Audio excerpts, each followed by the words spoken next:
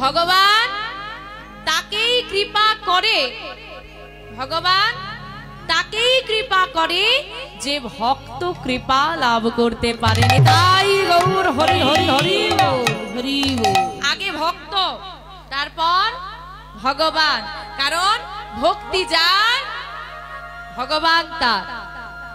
ভগবান নিজ মুখে বলেছেন শ্রীমদ্ ভগবত গীতায়, আমা হইতে আমার নাম বড়, আর নাম হইতে আমার ভক্ত বড়।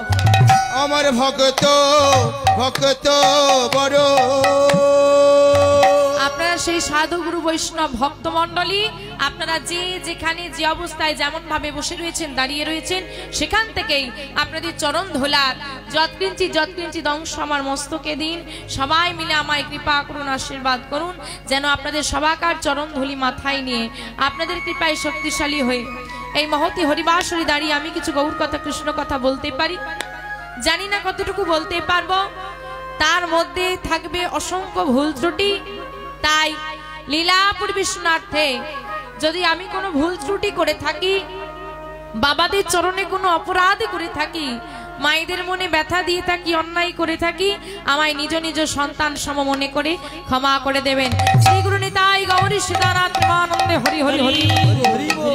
আজকে এই মহতি হরিবাসরে বাবা, এই যে আমরা সবাই মিলে একত্রিত হয়েছি, আমাদের উদ্দেশ্য হচ্ছে দুটো। মানুষ উদ্দেশ্য ছাড়া কর্ম করে না, কি তাই তো? মায়েরা বাড়িতে রোজ রান্না করেন, কেন করেন? কি উদ্দেশ্যে? হ্যাঁ, উদ্দেশ্যটা কি? খাওয়া, মানে সেবা। রান্না করলে সেবা করতে হবে, সেবার উদ্দেশ্যে রন্ধন হয়। তো আজকে যে মহতি হরিবাসরে এসেছি, এটার উদ্দেশ্য কি? নববিধা ভক্তি। নববিধা ভক্তি, বিধান অনুযায়ী ভক্তি। নব মানে নয়। কি কি ভক্তি? শ্রবণং কীর্তনং বিষ্ণু শরণং পদসেবং অর্চনং বন্দনং দাস্য সখ্য আত্মনিবেদন। সখ্য আত্মনিবেদন। এবার বাবা দেখো, 9টা ভক্তি আছে, তার মধ্যে প্রথম দুটো ভক্তি কি বলছে? শ্রবণং কীর্তনং বিষ্ণু, বলছে শোনো। শ্রবণ মানে কি? শোনা। বলছে কানে শোনো। কি? ও মায়েরা, তোমরা কি শুনতে ভালোবাসো গো? হ্যাঁ, জোরে বলো। কীর্তন শুনতে ভালোবাসো? তাহলে পরের নিন্দা, পরের চর্চাগুলো কে শোনো? হরি বল, হরি বল।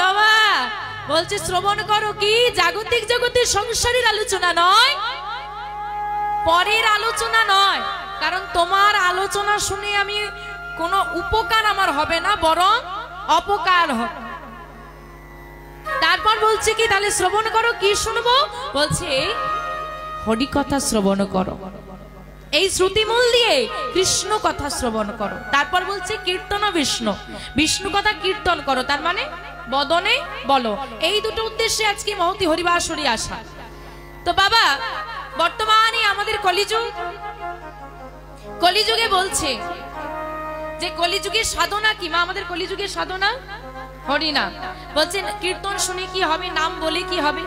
তুমি যদি ভেবে থাকো যে তুমি কলিযুগে এসে নাম করছো, তুমি যদি ভেবে থাকো আমি কেন করব, তাহলে বলে রাখি শোনো, শুধু তুমি নয়, প্রতিটা যুগের মানুষকে সাধনা করতে হয়েছে। কি কি? সত্য যুগে ধ্যান, ত্রেতায় যাগযজ্ঞ, দ্বাপরে পূজা পরিচর্যা, কলিযুগে হরিনামাইবা কেবলম। হরিনামাইব কেবলম। মিলিয়ে দেখো মা, বলছে সত্য যুগে ধ্যান, ত্রেতায় যাগযজ্ঞ। সত্য যুগে ধ্যান, মায়েরা ধ্যান করতে পারবে? ধ্যান করতে পারবে? ধ্যান করতে পারবে না। ধ্যান করে কোনো কষ্ট আছে? কষ্ট নেই তো, শুধু চোখ বন্ধ করে এরকম বসে থাকতে হবে। পারবে না? তা বলে হবে না। হরি বল, হরি বল। এই যে নীরবতা পালন হলো, আদেও সবাই চোখ বন্ধ করে দাঁড়িয়ে ছিল তো? আমি কিন্তু কিছু জনের গলা শুনতে পেয়েছি। মানুষের ওইটুকু সময়, 30 সেকেন্ড সময়টা মানুষ চুপ থাকতে পাচ্ছে না। ওইটুকু সময়ও কথা বলছে, তাহলে তাদের দ্বারা ধ্যান হবে কি করে? তার মধ্যে কতজন জানি না চোখ খুলে কতবার দেখছিল, সবাই চোখ বন্ধ করেছে? আছে সবাই, আমাদের মধ্যেই আছে। কি ঠিক না ভুল? আছে না, মন স্থির নেই। বলছে সমুদ্রের জল যেমন কোনোদিন স্থির হয় না, মানুষের মনও স্থির হয় না। আপনি আজকে এখানে বসে আছেন, আপনার মনটা কিন্তু অন্য জায়গায় চলে গেছে। মানুষ ঘুমোচ্ছে, দেহ স্থির হয়ে গেছে। যখন আমরা ঘুমোই দেহ স্থির হয়ে যায়, কিন্তু মন তখনও স্থির নেই, তখনও স্বপ্ন দেখছে। ধ্যান আমাদের দ্বারা হবে না। তাহলে সত্যযুগ বাদ হয়ে গেল সাধনা। দেখুন সত্যযুগের সাধনা আমাদের দ্বারা হলো না, কিন্তু মানুষ করেছে, সত্যযুগের মানুষ করেছে। এলো ত্রেতা, ত্রেতাতে এলো কি যাগ যজ্ঞ। মায়েরা সবাই বাড়িতে যজ্ঞ করাতে পারবে? হয় ছোটখাটো হোম বাড়িতে একটু হয়, কিন্তু তফাৎ আছে। কলিযুগে কিন্তু একটা যজ্ঞ প্রযোজ্য। কি যজ্ঞ? ত্রেতা যুগে সাধনা যজ্ঞ, কিন্তু কলিযুগে একটা যজ্ঞকে প্রযোজ্য করা হয়েছে। যজ্ঞটা কি? বাহ, নাম যজ্ঞ। এখন বাবা এই যে হরিনাম যজ্ঞ আর ত্রেতা যুগের যজ্ঞ, এই দুটো যজ্ঞের মধ্যে একটা বিস্তর তফাৎ আছে। কিরকম তফাৎ? ত্রেতা যুগে যে যজ্ঞ হতো, বহু টাকা খরচা করে একটা যজ্ঞ, যেটা আপনার আমার সবার পক্ষে সম্ভব নয়। তারপর আপনার বাড়িতে ধরুন পুজো হচ্ছে, যজ্ঞ হচ্ছে, আমি অতিথি, আমাকে নিমন্ত্রণ করেছেন, আমি অতিথি গিয়েছি। যিনি যজ্ঞটা করাচ্ছেন তিনি উপকৃত হচ্ছেন, কারণ তিনি করাচ্ছেন। আর যে বাড়ির মালিক আর কি, যে যজ্ঞে আহুতি দিচ্ছে, তার উপকার হচ্ছে। কিন্তু আমি দর্শক মাত্র, আমার কোনো উপকার, আমার কোনো ভূমিকা, আমার কোনো উপকার হচ্ছে না। কিন্তু এই যে নাম যজ্ঞ, এখানে যারা করাচ্ছেন কমিটির বাবারা, তারা উপকৃত হচ্ছে। এই যে আমরা করছি, আমাদের উপকার হচ্ছে। এত মানুষ বসে শুনছে, প্রত্যেকে উপকৃত হচ্ছে। কিন্তু বাবা এই যে নাম যজ্ঞটাই আজকে এখানে হচ্ছে, এই যজ্ঞের কথাই যদি ধরি, বাড়িতে সবাই এরকম একটা নাম যজ্ঞ করাতে পারবে? কি করাবে তো? আমাকে ডাকবে তো? কি সবার পক্ষে করানো সম্ভব বাবা? কি করানো সম্ভব? সম্ভব নয়। কেন? টাকা লাগবে তো। না না, বাবারা বলুন না। আচ্ছা কেন হবে না? সবাই তো করাতে পারে না, কি ভালো জিনিস তো। হবে না কেন? বাবারা একটু জোরে বলুন, কেন হবে না? এই পয়সা দরকার।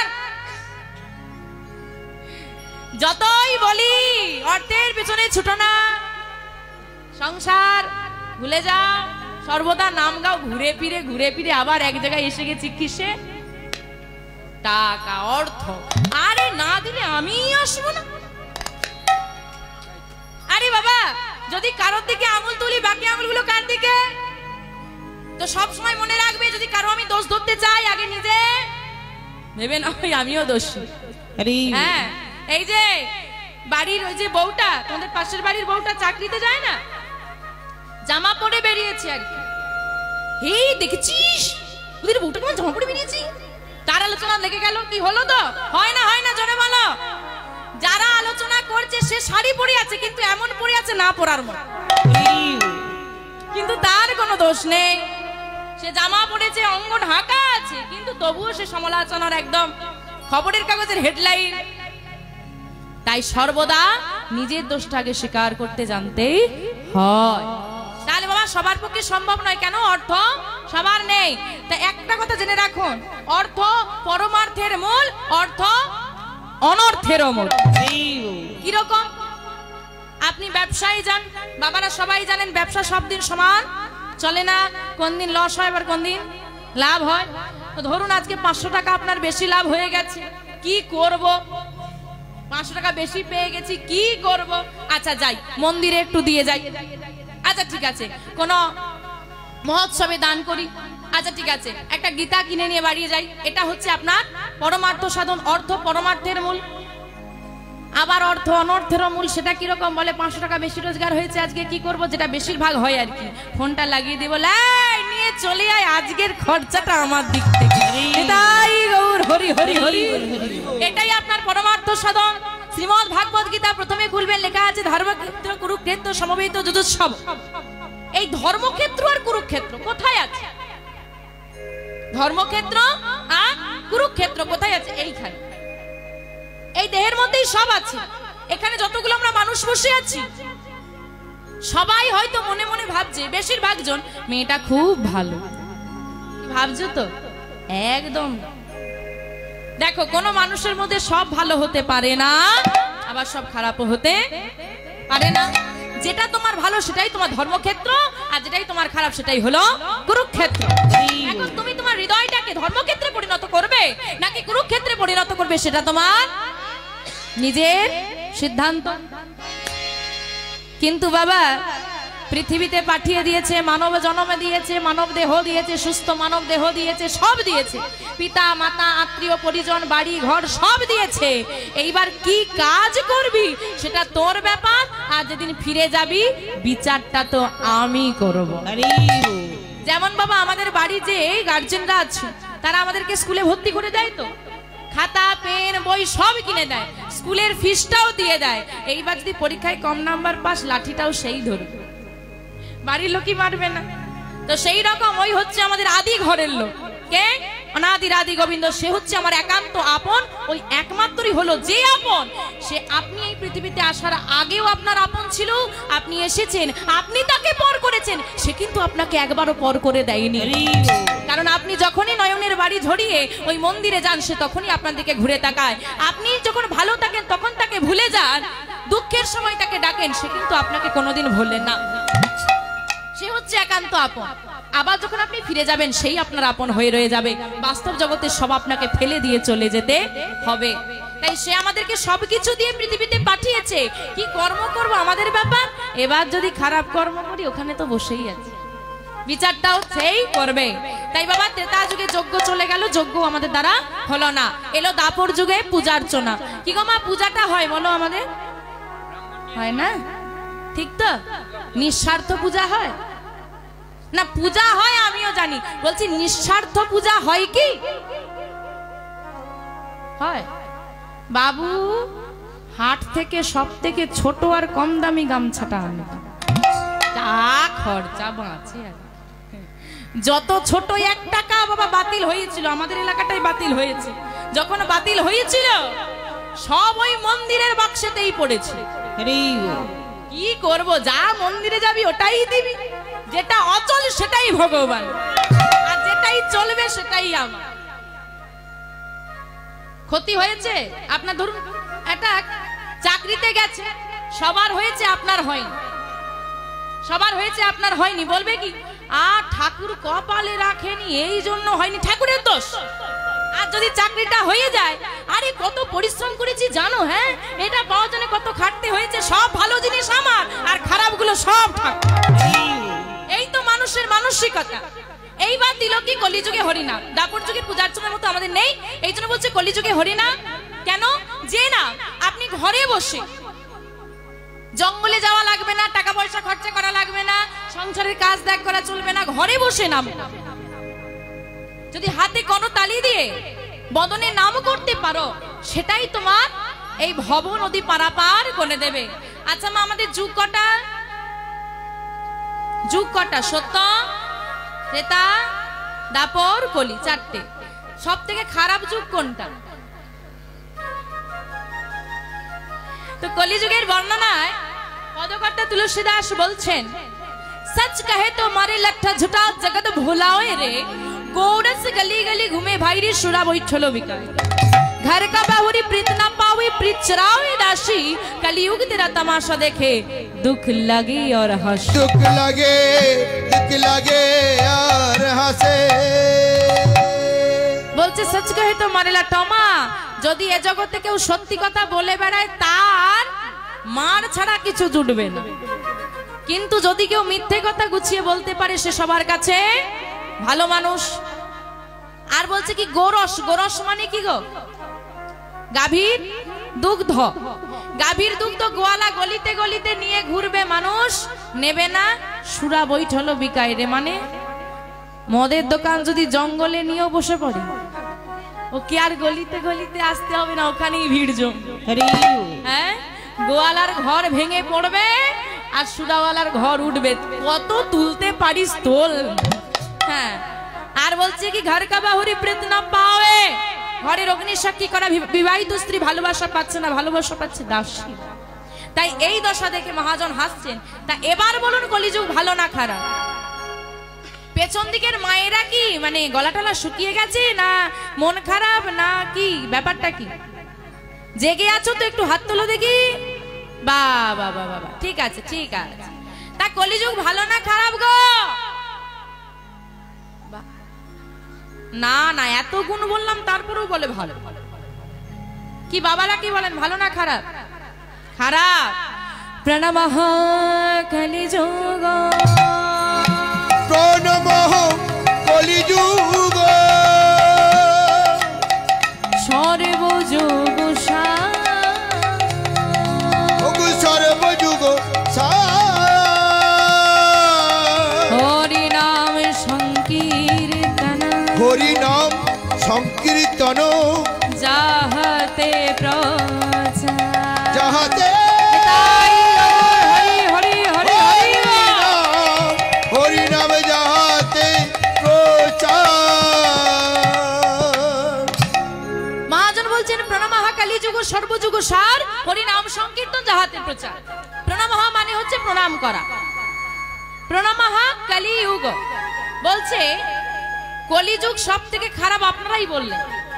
কিন্তু মহাজন বলছে সত্য যুগে আমি প্রণাম করব না, যতই ভালো হোক। ত্রেতার যুগেও আমি প্রণাম করব না, দাপর যুগেও আমি প্রণাম করব না। প্রণাম করব কাকে? কলিযুগকে। কেন না বলছে কলিযুগ হচ্ছে সব যুগের সার। কেন বললেন সার? আচ্ছা বাবা, এখানে তো আমরা এত ভক্ত উপস্থিত হয়েছি, এতজন, আপনি লক্ষ্য করে দেখুন তো প্রত্যেকের, আপনার দুটো নয়ন আমার দুটো নয়ন, আপনার দুটো নাসিকা চিত্র আমার দুটো নাসিকা চিত্র, আপনার দুটি হস্ত আমার দুটি হস্ত, আপনার দুটি চরণ আমার দুটি চরণ, হ্যাঁ আপনার একটি বদন আমার একটি বদন আছে তো। কিন্তু আপনি আমার মতো দেখতে নয়, আমি আপনার মতো দেখতে নয়, এখানে কেউ কারোর সঙ্গে সাদৃশ্য নেই। কিন্তু মনটাও আবার কারো এক নয়। আপনার মনে কি চলছে আমি বলতে পারবো না, আমার মনে কি চলছে আপনি বলতে পারবেন না। কিন্তু একটা মানসিকতা প্রত্যেকের এক, যতজন আছে ছোট বড় বৃদ্ধ যতজন আছি সবার কিন্তু একটা মানসিকতা এক। কি বলতো? দেব কম, জোরে বলো, এই নেব বেশি, কোথার থেকে বেশি পাবো এই চিন্তায় মানুষ মগ্ন। হ্যাঁ এই যে ওই যে বলে না 1 বছর লাগলেই ডবল হয়ে যাবে, চিন্তা নেই। কি রে ডবল হয়ে যাবে বলে যা আছে গয়নাগাটি বিক্রি করে দিয়ে দেবে, ব্যাস রাতারাতি ধাম, বস এবারে কাঁদতে বস, বেশি লোক বেশি পাবো এই যে চিন্তা, সব শেষ। তাই বলছে এই কলিযুগটা হচ্ছে ঠিক তেমন, তোমার মানসিকতা যেমন যুগের সঙ্গে তাল মিলিয়ে সাধনাটাও দিয়েছে তেমন, কম দাও বেশি নাও। এই জন্য বলছে কলিযুগ সাত। কেন? এখানে শ্রম কম দিতে হবে। ওই যে বললাম ঘরে বসে করতালি দিয়ে নাম করলেই উদ্ধার, শ্রম কম লাভ বেশি। বলছে কেন? হরি নাম সংকীর্তন যাহাতে প্রচার।